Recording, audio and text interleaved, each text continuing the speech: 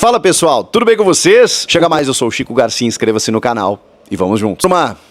O jogo aberto recém terminou, eu ainda tô aqui na Band, na nossa sala Google, feriado, jogo diferente, 11 da manhã, consegui ver o jogo durante o programa, né, dando aquela espiadinha no celular, a gente tinha um monitor paralelo ali durante o programa para poder observar e estou aqui para falar sobre essa vitória. Mais do que qualquer circunstâncias relacionadas ao resultado, e realmente a gente precisa falar sobre algumas questões, como por exemplo, a atuação do time no primeiro tempo, que teve um começo muito bom, depois uma recuada, um segundo tempo de um pouquinho mais de sustos e tudo mais, a gente não pode descontextualizar. Um jogo 11 da manhã com 30 graus, mais de 30 graus de temperatura, ele muda completamente a configuração. O Memphis Depay, inclusive, saiu dizendo que nunca na carreira jogou nesse horário. Inclusive ele diz, eu não sei por que fazem isso. Evidentemente, o time não conseguiu um melhor resultado, uma melhor performance por conta disso também. 2 paradas para hidratação e tudo mais, mas, gente, é insano, né? A gente sabe, poxa, a gente está se encaminhando, né, para um verão aqui no Brasil, 11 da manhã de uma quarta-feira, não consigo entender essas coisas, mas, enfim, o fato é que além de tudo isso, o mais importante é o resultado final. Mas assim, vamos falar das escolhas do Ramon Dias e também debater Ramon Dias, que eu acho que é uma questão importante.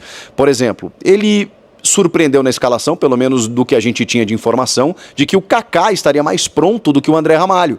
Que o André Ramalho talvez fosse para um próximo jogo contra o Vasco no final de semana, pudesse até ser relacionado, mas dificilmente como titular.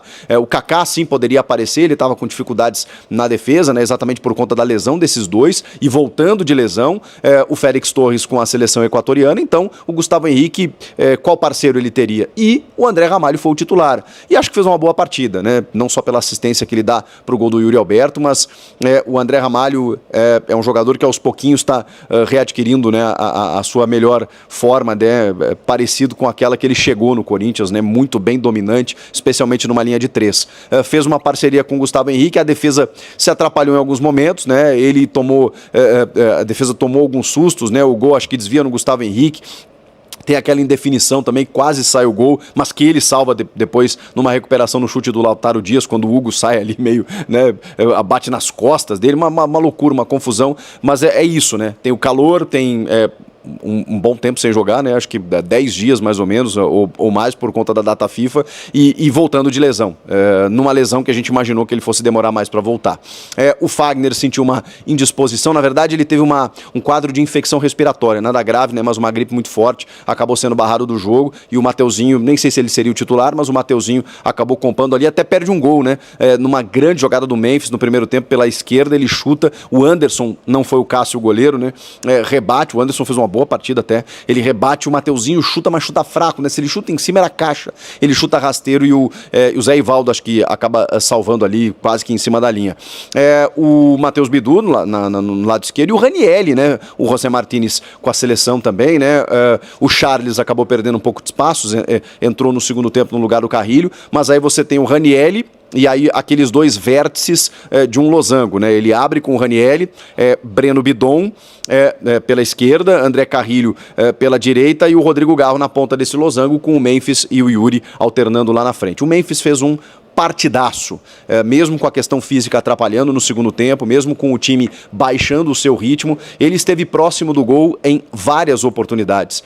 Mesmo no segundo tempo, quando o time já estava um pouco num ritmo mais abaixo, quando ele visivelmente já não estava mais a pleno, ele ainda num taquinho ali de perna esquerda, desvia um cruzamento, a bola bate na trave e ele quase faz o terceiro. Foi o lance em que ele sentiu uma cãibra, né, muito forte, acabou caindo fora do gramado, só que ele retorna para o campo. O argumento dele foi que ele voltou para o jogo, ele tentou caminhar e acabou sentindo, vendo que não ia dar para continuar e acabou caindo no gramado. A arbitragem do Jonathan Pinheiro entendeu que ele estava tentando matar tempo, né, o Corinthians vencendo, calor, aquela coisa toda, e aplicou um amarelo. O problema é que esse amarelo era o terceiro, e por conta disso o Memphis Memphis não jogará contra a equipe do Vasco da Gama, vai fazer falta, evidentemente.